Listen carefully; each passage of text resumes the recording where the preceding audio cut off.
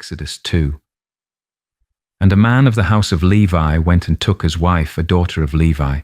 So the woman conceived and bore a son. And when she saw that he was a beautiful child, she hid him 3 months.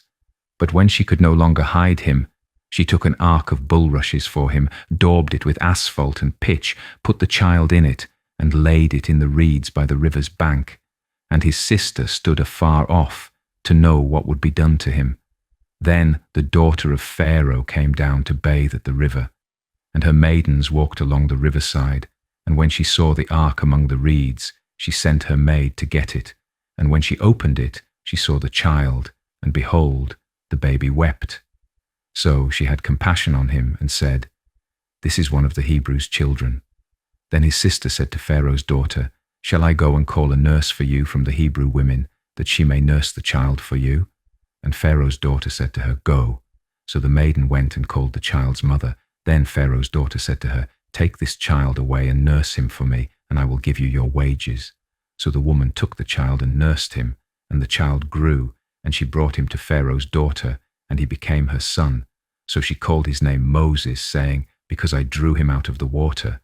Now it came to pass in those days, when Moses was grown, that he went out to his brethren and looked at their burdens. And he saw an Egyptian beating a Hebrew, one of his brethren. So he looked this way and that way, and when he saw no one, he killed the Egyptian and hid him in the sand. And when he went out the second day, behold, 2 Hebrew men were fighting. And he said to the one who did the wrong, "Why are you striking your companion?" Then he said, "Who made you a prince and a judge over us? Do you intend to kill me as you killed the Egyptian?" So Moses feared and said, "Surely this thing is known." When Pharaoh heard of this matter, he sought to kill Moses.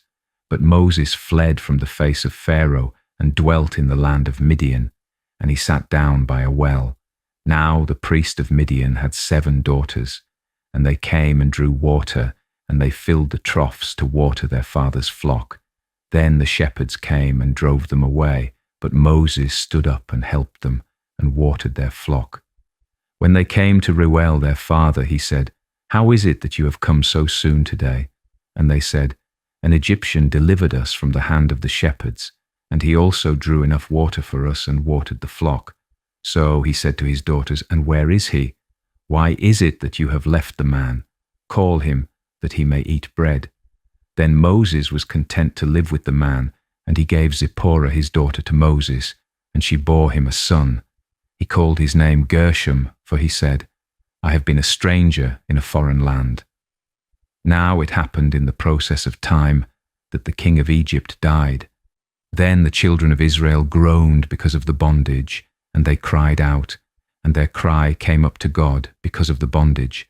So God heard their groaning, and God remembered his covenant with Abraham, with Isaac, and with Jacob. And God looked upon the children of Israel, and God acknowledged them.